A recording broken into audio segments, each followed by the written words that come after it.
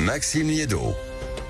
Vous êtes bien sur Sud Radio à 9h23, c'est l'heure de vous retrouver mon cher Félix Mathieu, rebonjour. Rebonjour Maxime, bonjour tout le monde. Depuis ce matin, vous abordez un sujet qui est très concernant. C'est près de Marseille, les riverains de l'aéroport de Marignane disent constater de plus en plus d'atterrissages de nuit. Conséquence, ils réclament un couvre-feu. Oui, couvre-feu de 23h à 6h du matin. Ces habitants réclament, je cite, un droit au sommeil. Et 9 maires de 9 communes, Marseille, Marignane, Cabriès, Vitrolles ou encore notamment les Pennes Mirabeau, 9 maires ont écrit une lettre au préfet des Bouches-du-Rhône pour réclamer un tel couvre-feu aérien. Le problème, en fait, nous expliquait le journal La Provence cette semaine, eh bien, c'est les vols de nuit, le fret, les cargos de marchandises, mais aussi bien souvent les reports de vols de passagers retardés. Et pour ce dernier point, le dialogue avec les compagnies est compliqué, notamment les compagnies low cost, Ryanair et Volotea, qui sont basées sur place à Marignane et qui doivent faire rentrer leur avion coûte que coûte à la base en cas de retard pour tout simplement protéger les vols du lendemain. Et le vrai sujet, c'est que ce phénomène-là que vous êtes en train de nous décrire s'est énormément accéléré les dernières années. Oui, c'est ce qu'affirme l'une des maires co-signataires de cette lettre au préfet avec qui nous serons dans un instant.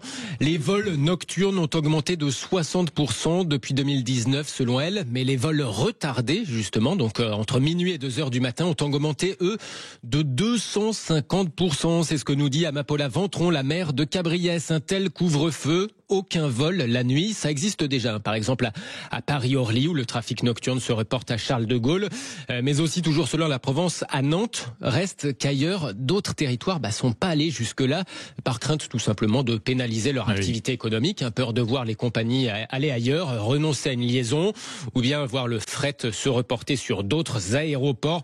Alors il y aurait d'autres scénarios alternatifs à ce couvre-feu sur la table à Marignane, par exemple. Pourquoi pas une interdiction de programmer des vols la nuit, mais avec une certaine tolérance quand c'était pas prévu, pour les retards jusqu'à 2h du matin. Reste à voir ce qui se passerait pour les avions qui arrivent bien sûr après 2h du matin pour un gros retard. Autre idée, limiter les niveaux sonores, même si là aussi, question pratique, on se demande comment. Alors peut-être les niveaux sonores faire en fonction des avions, tel ou tel modèle qui serait autorisé tard la nuit, mais pas un plus gros qui ferait plus de bruit. Et comme d'habitude, non seulement vous évoquez le problème, mais vous essayez de le comprendre et de le résoudre, mon cher Félix. C'est pour ça que vous êtes avec la maire de Cabriès, donc signataire de cette fameuse lettre pour demander à ce qu'on s'occupe de ce problème. Bonjour Amapola Ventron. Bonjour, Félix Mathieu. Merci beaucoup d'être avec nous dans la vérité en face sur Sud Radio.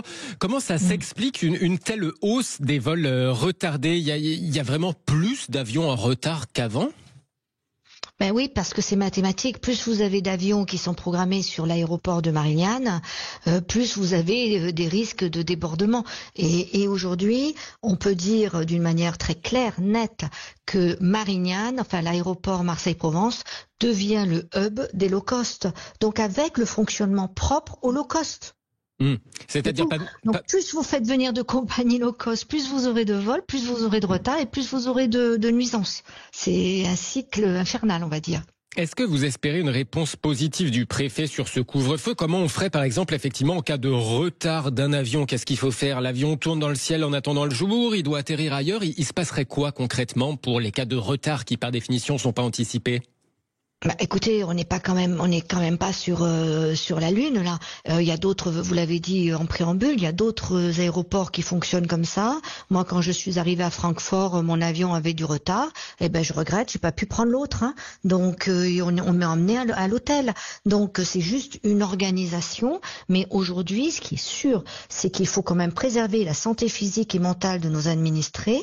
Et on a un bassin de vie assez important, puisque effectivement, quand vous considérez la ville de Cabriès, c'est 10 500 habitants, mais c'est pas que 10 500 habitants qui sont impactés. C'est la ville des Pennes Mirabeau, c'est la ville de Gignac, c'est la ville de Vitrolles. C'est pour ça qu'on s'est mis à 9 maires pour pouvoir être entendus et écoutés, parce que c'est ce sentiment-là qu'on a, c'est de ne pas être entendu.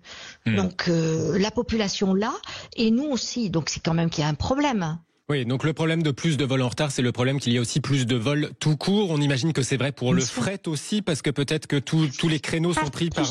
Que ça, pas plus que ça, le fret. Non, pas plus que ça, le fret. C'est vraiment pas aujourd'hui. Le fret est habituel depuis fort longtemps. En fait, là, ce qui est compliqué à vivre pour nos administrés du territoire, de ce bassin de vie, c'est l'explosion des vols de nuit. C'est-à-dire qu'avant 2022, des vols commerciaux on était de nuit en réalité. C'est bien ça. Oui, les vols commerciaux de nuit. C'est qu'avant 2022, on était dans le désert de Gobi ici au niveau du bruit. Donc depuis 2022, les plaintes augmentent, ne cessent d'augmenter, et on voit même que des communes qui sont toutes proches de l'aéroport, qui, on va dire, entre guillemets, étaient habitués à ce bruit-là, aujourd'hui n'en peuvent plus. C'est bien qu'il y a une montée de ce bruit qui est exponentielle, quoi. Mais Madame la maire, pardonnez-moi d'être volontairement un peu provoquant. Est-ce que vous comprenez aussi les gens, si vous voulez, qui se sont installés, pardonnez-moi, mais l'aéroport n'a pas été installé en 2 nuits.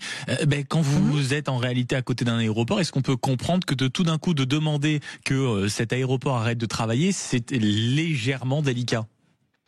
Alors oui, là vous êtes un peu provocateur, Sharon, parce que on ne demande pas qu'ils arrêtent de travailler, on demande simplement qu'ils régulent leur flux. Non, mais ils habitent à côté d'un aéroport, ça me fait penser à mais avant vous les entendiez pas. Ah oui, d'accord, mais c'est comme ceux qui avant vous les entendiez pas parce que c'était supportable. Non, mais avant vous les entendiez pas parce que c'était supportable, parce qu'il y avait un quota de vol qui était supportable. Aujourd'hui, il y a un quota de vol de nuit qui n'est plus supportable.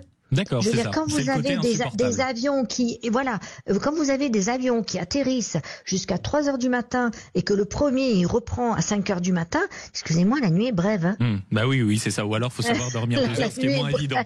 Oui, on imagine c'est vous qui se réveille à chaque fois, effectivement. Eh oui, c'est quand même compliqué. Donc, il faut qu'on arrive à concilier l'aspect économique, que je défends aussi. Attention, je défends l'aspect économique de notre territoire, mais je suis quand même obligée aujourd'hui de penser à la santé publique de notre territoire, des administrés de notre territoire. Merci beaucoup, en tout cas. Je vous en prie. Non, mais allez-y, le mot de la fin, Madame la maire. Non, mais le mot de la fin, c'est que moi, je ne souhaite pas qu'on devienne le hub de low cost. Je ne souhaite pas ça, parce qu'ils ont un fonctionnement qui leur est propre et que je condamne pas.